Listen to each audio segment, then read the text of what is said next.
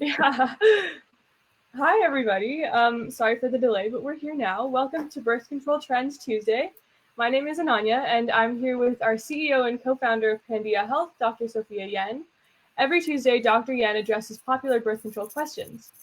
Really quick, before we get started, make sure that if you already have an active prescription for your birth control, sign up for your free delivery and automatic refills of your birth control straight to your mailbox. You can sign up at this link down below right here. If you need a new prescription and you're in California, Florida, Louisiana, or Texas, then you can sign up for an online doctor's consult with one of our expert doctors. Use referral code TRENDING so you know how we heard about us. Now, let's get into the topic for today. We're going to be talking about periods and bloating. So I know in my own experience, I've gotten bloated from eating the wrong foods, and sometimes I'm allergic to nuts, so I get bloating from allergic reactions to that. But I have a lot of bloating a lot of the times when I'm on my period. So I just wanted to know, to start with, Dr. Yen, what is bloating? So bloating is usually water retention, or if we're talking bloating, some people might be referring to gas, right, in their tummy and their abdomen. So those are two separate things. One is water retention, which has to do with salt and salty foods, and probably because your body knows you're about to lose blood, which is liquid, it's trying to retain liquid so you won't faint or get queasy, or your heart has to work really fast to get the same oxygen to all of your blood tissues. Then there's the farty thing, which is the whole thing about Pandia Health is we're here to help you with everything related to your uterus and your vagina. And so few people talk about the kind of diarrhea, constipation consequences of having a period. And the statistic that I've heard from Dr. Jennifer Gunter, love her. She wrote the Vagina Bible. If you haven't checked out that book, it's awesome. And such a fan of hers. She says 30% of women have some sort of gastrointestinal effect from their periods. And when we say that, then all of those us that have had that are like, yes, I'm not alone. I'm not a weird kind of freak. You know, this happens to 1 in 3 women. So 1 in 3 women have some sort of whack GI thing with their periods. And the reason why, the way I like to think of it, is you have your uterus, and around your uterus, you have your intestine. And so when your uterus is sad and bleeding, I call it empathetic sadness and bleeding in your colon. And so if things run faster, then you get diarrhea. If things run slower, then you get constipation. And each person is different and will respond differently. But you can imagine if you slow things down, then you can back up and get farty. Or if you speed things up, then you can also get farty and diarrhea. So like the best thing I think to avoid all that is don't bleed. And so that's a segue to, you know, our favorite hashtag periods optional. That you can have fewer periods, lighter periods, or no periods. Check out pandiahealth.com/periods optional. And on the bottom is my TEDx talk on the science and safety and benefits of having fewer periods and avoiding this bloat on the farty, diarrhea, constipation side of periods.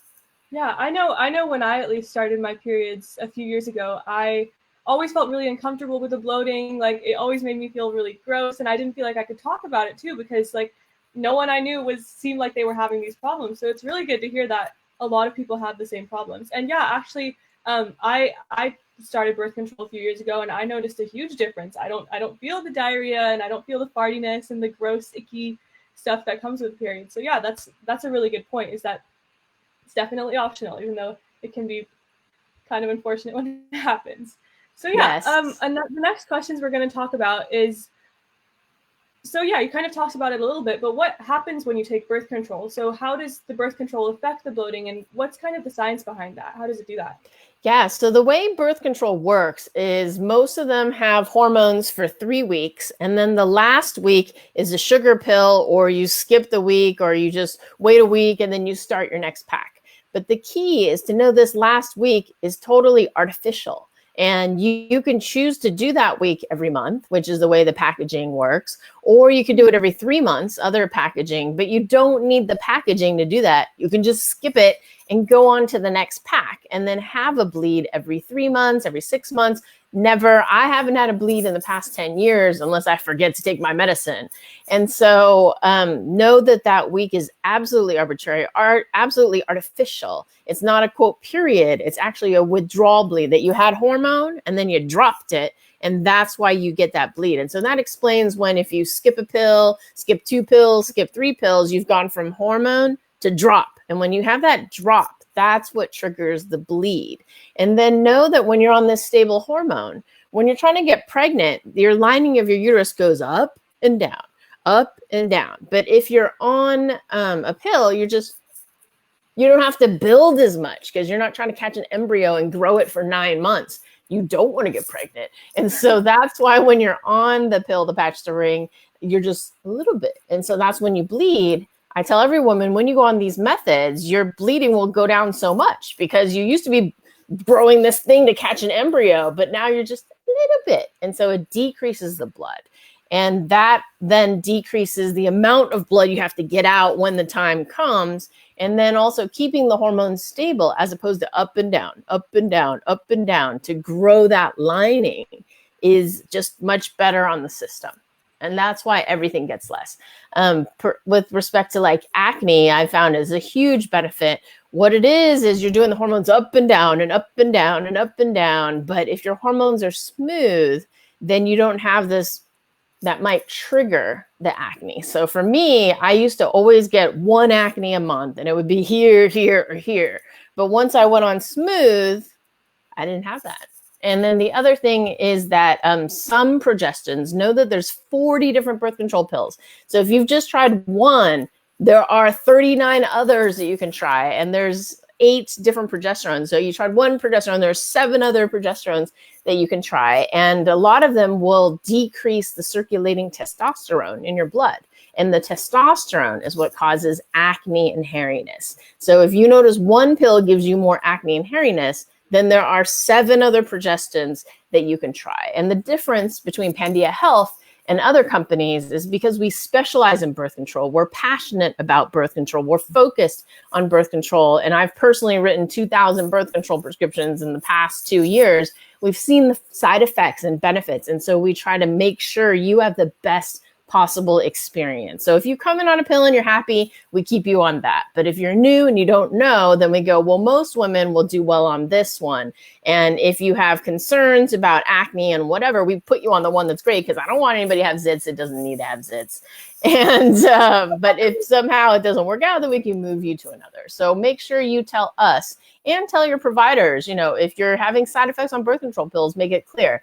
But even then, they may not have the expertise to change it up. Whereas at Pandia Health, we absolutely learn and we apply that information to make it a better experience, fewer side effects, because I don't want anybody to have zits that doesn't want to have zits. Yeah, no, that's awesome. So what I'm hearing is there is totally a way to get rid of the bloating and the diarrhea and kind of the gassiness that comes with the period. And coming to Pandia Health might be the best way to do that is because you know the exact pill, the exact type of medication that I need to be on if I really want to target those problems. So that's really awesome to hear. Yeah, it's totally awesome. And yes. And one is, having fewer periods, then you'll have fewer bloats. The other tips that we didn't go down was if it's a bloating thing with salt, then cut down your salt. Yeah. So again, the salts, that's a good segue into our next question is what are some foods that cause bloating? Are there any really high salt foods or high other things that we should really try to avoid if we want to avoid bloating? Yeah, so the bloating, I think, happens like right before and during your period and possibly after, but like not in the middle part, but like around it. And so one, you just eliminate the period, it's not an issue. But if you're going to do it, and again, it's just a withdrawal bleed, it's not a real period. If you're on the pill, the patch, the ring, salt. And so the highest sources of salt are soup and chips. And also restaurant food. Like there's this really fancy restaurant I love, but every time I'm like, this is so salty. Do you think I'm like senile or something? Like I have no taste buds.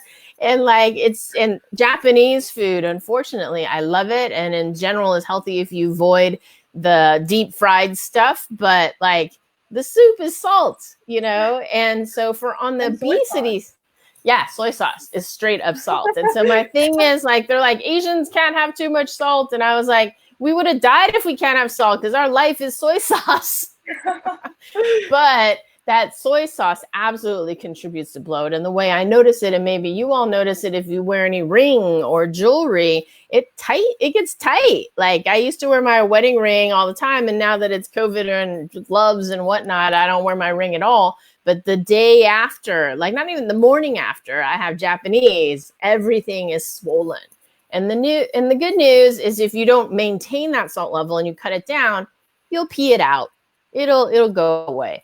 But if particularly you get your bloat, map it out. Each woman is different. You get your bloat before, during, or after. And if you know that, then during that time, watch your salt intake. And in general, I'm always a pusher of soup because I also do obesity prevention, and soup is awesome. But the phrase there is if you can't see through it, you can't have it. So it can't be blah, blah, blah, chowder or cream of blah, blah, blah. But if it's like, chicken soup or some with not as much carbs, or not chicken noodle soup or chicken soup with rice, but just chicken soup, but you can throw in some noodles or rice to make it more palatable. It's a lot of salt. But if you make it yourself, it's fine because you control the salt. But if you go to a restaurant or you get it in a can, anything canned will have a ton of salt because it's got preservatives. Right. Awesome. So yeah, kind of segueing into the weight gain part of it. You talked about how a lot of this bloating can be temporary if you watch your salt intake and if you go to a great place like Pandia and you kind of get your bloating under control. But what about the kind of more permanent side of weight gain when it comes to periods? Is that something that you could talk about a little bit?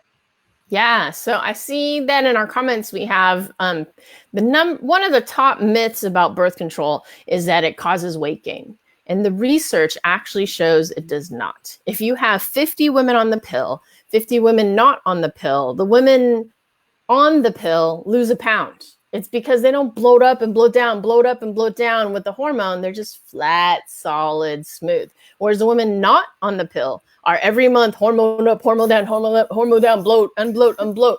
And so this side on the pill averages a pound less. Not a pound a week, not a pound a month, not a pound every single day, just a pound because they're not bloating up, right? And like I said, the ones that are not on the hormone, they're going up and down, up and down, and up and down. This one's just down here. And so the average is a pound less. Certainly, though, as I mentioned before, there are 8 different progesterones, some that are not as good as others, and some I've learned even more like nitpicky. At a certain dose is fine, but then you go to this dose, then you get more of the side effects because it's a higher dose.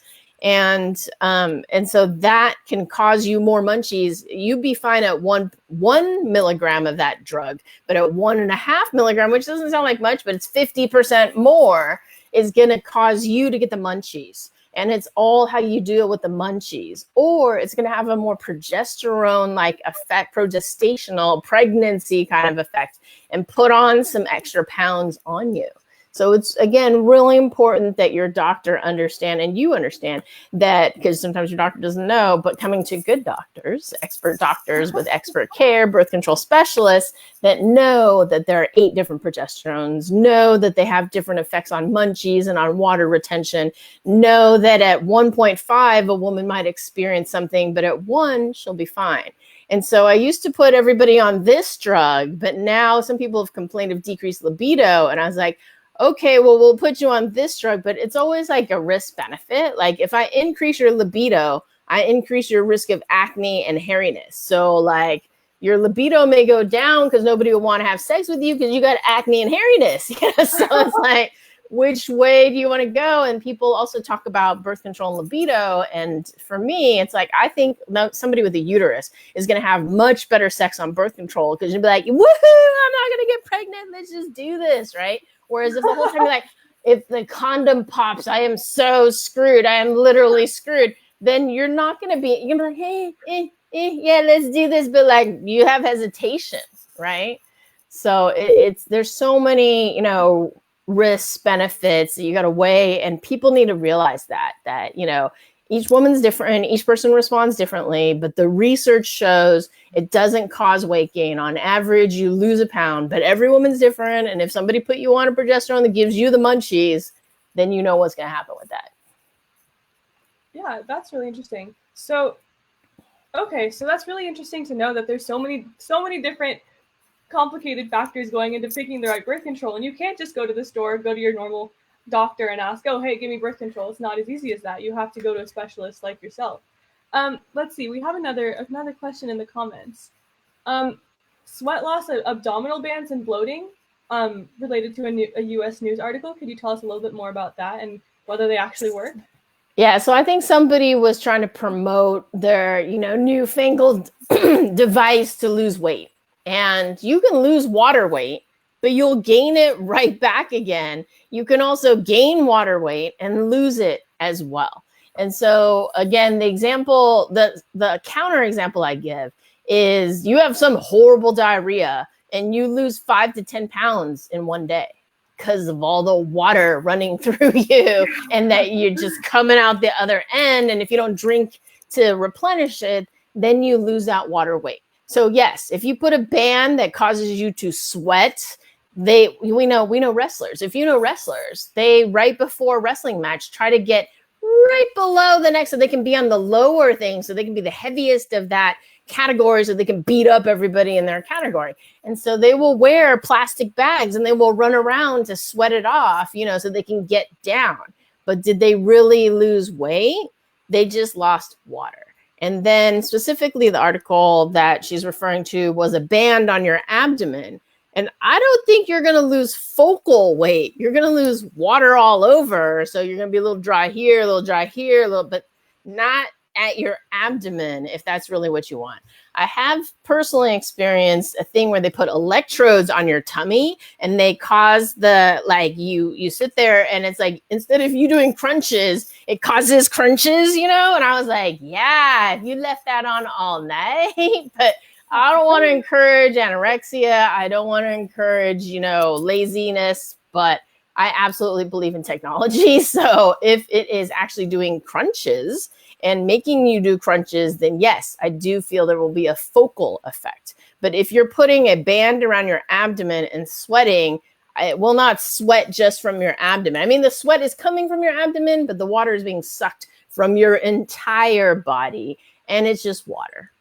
Unfortunately, as I tell people, weight loss is 95% what you eat and 5% exercise. Though certainly in COVID, you can do a ton of exercise. And the example I give is in my 10 plus years in morbid obesity clinic, we've only had 2 patients lose it on physical activity, and they were both dudes. So one, that's unfair. We as women, our bodies were meant to make babies and hold fat so that we could have breastfeeding and hips and stuff like that. Whereas the men are these running machines that go run away from things and hunt down animals and stuff. So it's a lot easier for them. But bottom line, that guy did 3 hours a day of soccer and 5 on the weekends. So if you're doing 3 hours a day cardio and 5 on the weekends, I will give it to you that you can lose weight by exercise. But if you are not doing 3 hours on the Monday through Friday and 5 on the weekends, then it's not happening from just exercise. You have to look at what you're eating. And a good resource is if you Google Sway, S-W-A-Y, and Brian, B-R-Y-A-N, and L-I-A-N. What happened? Can you hear me? I can hear you, yeah, but I'm not able to see you anymore. Yeah, I didn't do anything. How weird. Maybe my computer. Should I undo and do again? But bottom line, if you Google that video, it has some great nutritional information there. Yeah. Why don't you, if you want to rejoin, then yeah, let me do that. Thank you, everybody, for your patience. We will be right back. Just to recap really quick. We've been talking with Dr. Sophia Yan, CEO and co-founder of Pandia Health, about periods and bloating. So far we've covered how bloating happens, the different types of bloating in your body. She talked about how there's water retention bloating versus kind of gas retention bloating. And yeah, so Dr. Yan will be back in a second. She's going to rejoin and try to overcome these technical difficulties. And yeah, she'll be back to keep talking about bloating in periods, and I think here she is now. So 3, 2, 1. Awesome. And yay! Who knows what happened there? Who knows what happens here? Yes. Great. So yeah, we just talked about how unfortunately, those sweatbands on your abdomens are not just going to give you magical six packs overnight, unfortunately. But you do actually have to take into account what you're eating on a daily basis. Yes. So our next question, when it comes back to bloating, is we talked a little bit about how birth control can be a really great way to decrease how icky you feel and with your guts and everything going on when you're on your periods. But are there other ways to relieve bloating when you're on your period? Are there like hot packs or cold packs or water and all these different things that I've heard of?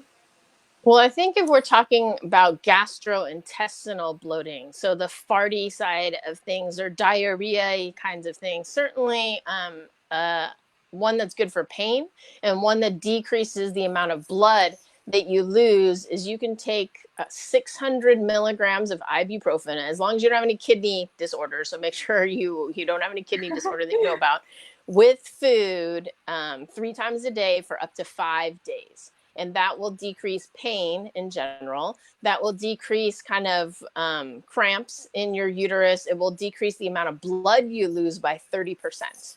So it's all sorts of a win-win. For those of us who are in medicine, it's kind of and counterintuitive because ibuprofen usually makes your platelets less sticky. So you'd be like, oh, you put her on ibuprofen, she's going to bleed like crazy. But its Right. effect on prostaglandin. It's an anti-prostaglandin, and it's the prostaglandins that affect the arteries that are in the uterus that make it bleed. And so when you do the anti-prostaglandin, it decreases the amount of blood. And with less blood, then there's less, overall kind of side effect. And I do think that the prostaglandins are that hormone. We have the uterus and you have the intestine around it. The prostaglandins are out here. And so if you throw it on some ibuprofen, that cuts the prostaglandin, and there isn't this sympathetic sadness in your colon as it runs faster and gives you diarrhea or farts like that. That's a great tip. I'm gonna write that down. We have a question just kind of relating back to when we were talking about munchies and the food that you're eating on your period. We have a question about THC and birth control. Does the THC affect you on birth control similar to cigarettes, or is that effect a little bit different?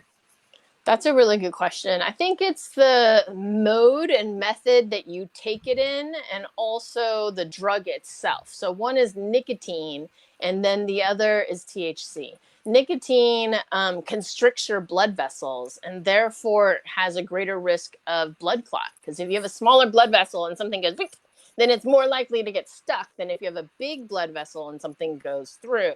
And so that is different from THC, which I think of as a, happy thing, not constricted, nicotine rush kind of thing. And the concern with cigarettes and birth control is it increases your risk of blood clot. But I haven't heard any increased risk of blood clots with THC. Certainly if you eat it, no big deal. If you put a cream, no big deal. If you smoke it, maybe there's, lung cancer and stuff like that, but not blood clot risk. And that is really the concern. But definitely THC gives you the munchies. And again, it's all how you deal with the munchies. If you're like me and you like ice cream and french fries and hamburgers, then it is an issue. But if you are like the anorexics I've seen who do Diet Coke and sugar-free gum, then you can have as much diet soda, Diet Coke as you want, because literally 0 calories. But if you reach for root beer or you reach for a shake, then you are going the other way. I'm definitely getting hungry now thinking about all this. I know, it's lunchtime. It is lunchtime. One more question in the comments. What about detox tea? There's been a lot of at least I've seen a lot on Instagram, oh, try the detox tea. You'll lose a ton of weight magically and you can eat whatever you want. Do those really work? So tea is absolutely a diuretic. And my dad's friend in Canada was doing research to look at, there's a substance in tea, but it has to be like green tea and it has to be a certain percentage that dissolves fat. And so that would be, that might be a mechanism. One, diuretic, meaning makes you pee out stuff. So you're not really losing weight, you're just losing water.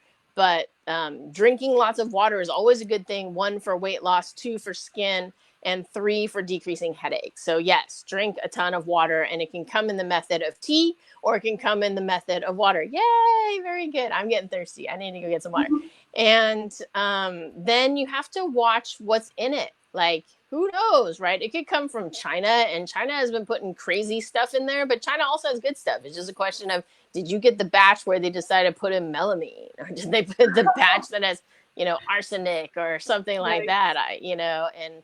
And that's the crazy part, is just we're so reliant on China, and they can make good stuff, but they can also make bad stuff. And there's always bad people, but most of it's fine. But as a physician, we just don't know what is in non FDA certified things. So, tea, nutrients, supplements, because the example I give is in a bottle of St. John's wort that is labeled 100 milligrams. They tested it, and some of it had 0, and some of it had 1,000. And this is within the same bottle. It's not like they tested 1,000 bottles, but it's just like in one bottle had the range, because it's not FDA approved. Nobody's testing it. Nobody's supervising it. So, that is the danger. You have to find a brand that you trust. I generally, England is really into homeopathy and all that stuff. So if it's an England brand, probably okay. But just because it's at Whole Foods doesn't necessarily mean that anyone has checked it. So that's kind of the thing with the tea. I don't know what's in the tea if you don't know where the tea came from. And, not to diss acupuncturists, because my sister-in-law and brother-in-law are, and my uncle was acupressurist, but they sell you herbs and you don't know what the herbs are. And just because it's natural doesn't mean it's safe. Digitalis is a flower and it can kill you. Cyanide is in apple seeds, can kill you. So just because it's natural doesn't mean it's safe. Also, just because it runs in your family doesn't mean it has to be. So if you have bad, evil cramps, you don't have to suck it up just because everyone else in my family has it. No, we now have the technology to make sure that you are functional and able to go to school and go to work and contribute to society. That's awesome. Yeah, it's great to know that a lot of these things are definitely avoidable now with the experts like you and with Pandia Health and with a lot of these things. So I think that was all of our questions about bloating, unless something else comes in the comments really quick. Um, but if not, I just want to say thank you all again for joining us here every Tuesday. Again, we're here for birth control trends with Dr. Yen. Make sure to check out Pandia Health's birth control delivery services at pandiahealth.com and follow us on all of our social media. Thank you so much again for joining us, Dr. Yen. I learned a ton today about bloating and birth control and all the things I can do to stop it, and I'm sure all of our viewers did as well. So thank you so much. Thank you. This is fun. Can't wait till Yeah, next this was week. really great. Yes, see Tell you your guys next week. friends. Tell your friends, tell your family, tell everyone to come aboard and join us next week. See you guys.